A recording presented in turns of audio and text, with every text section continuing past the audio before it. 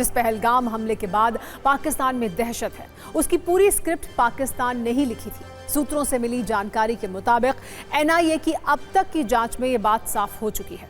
NIA जांच में आतंकी संगठन लश्कर-ए-तैयबा, पाकिस्तानी खुफिया एजेंसी आईएसआई और पाकिस्तानी आर्मी की साजिश के सबूत मिले हैं।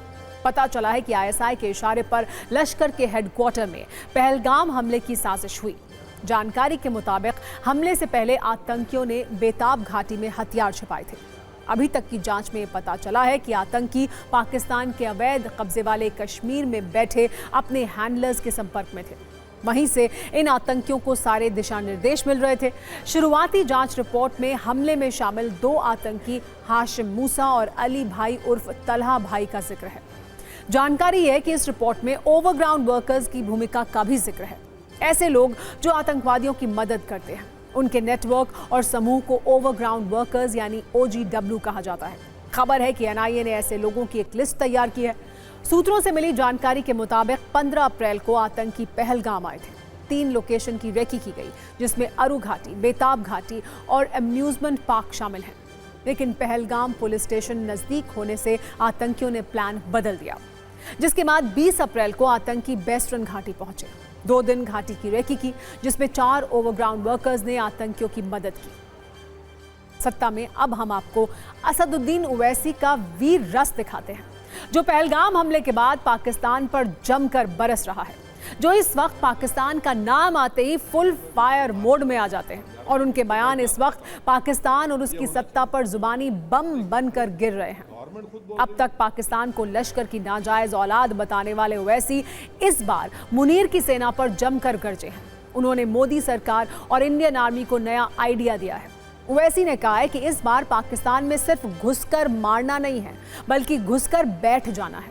भारत में लोगों को पाकिस्तान पर ओवैसी का राष्ट्रवाद वाला ये वीर रस बहुत पसंद आ रहा है। अब के बार अगर कुछ एक्शन ले रहे तो घर में घुस के बैठ जाना।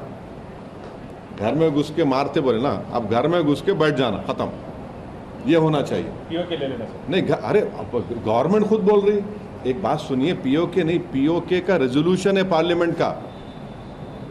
भारत की पार्लियामेंट का रेजोल्यूशन है, वो भारत का है बोल के। तो बीजेपी क्या बोलती, घर में घुस के बोले डैश डैश बोले, हम बोले घर में घुस के बैठ जाओ आप। ये खत्म होना है टेररिज्म, जो बार बार हर थोड़े दिन को जो टेररिज्म होता। वैसे ओवैसी का ये कोई पहला बयान नहीं है। जब से पहलगाम में आतंकी हमला हुआ है, ओवैसी के बयान लॉन्चर पाकिस्तान की सत्ता और उसकी गोद में खेलने वाले आतंकियों को छलनी कर रहे हैं। एक रील उस पर भी देख लीजिए। तो क्या समझाएंगे उनको?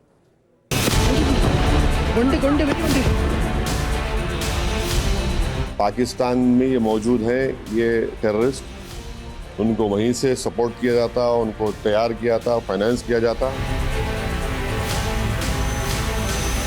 उनका जो एनुअल बजट है, हमारी मिनिस्ट्री ऑफ डिफेंस के बजट उससे बढ़ के है। और वो लोग जो है भारत से उनका टाइम आधा घंटा पीछे है। उन्होंने आधा घंटा पीछे नहीं है, उन्होंने 30 साल पीछे है भारत से। आप क्या बना सकते वहाँ पे? दवाएं नहीं बना सकते, मलेरिया की दवा नहीं बना सकते। तुम क्या बात कर रहे हैं आप? उन्होंने जो है अभी राजनीति में आए हैं, उनको ये सोचना पड़ेगा कि उनकी अम्मा को किसने मारा। टेररिज्म तो मारी ना उनकी वालदा, उनको अगर वो समझ में नहीं आ रहा तो क्या समझाएंगे उनको भी? भाई, जिसकी माँ को उसी के होम ग्रोन टेररिस्ट ने मार दिया तो वो बात समझो ना तुम। आपकी माँ को जब गोली मारा तो टेररिज्म है, और हमारे बेटियों को, माओं को जो मारे, टेररिज्म नहीं है क्या वो? ये एलईडी पाकिस्तान की हुकूमत की आईएसआई की एक नाजायज औलाद है। पाकिस्तान यही चाहता है, आईएसआई यही चाहती है, एलईडी यही चाहता है कि इस मुल्क में हिंदू और मुसलमानों में और इख्तलाफात बढ़े। पाकिस्तान को फिर से FATF की ग्रे लिस्ट में लाना जरूरी है। फाइनेंशियल एक्शन टास्क फोर्स में उनको ग्रे लिस्ट में लाए। ग्रे लिस्ट में लाए तो उनको ये देखिए, इलीगल पैसों से फाइनेंस करे टेररिज्म ये लोग।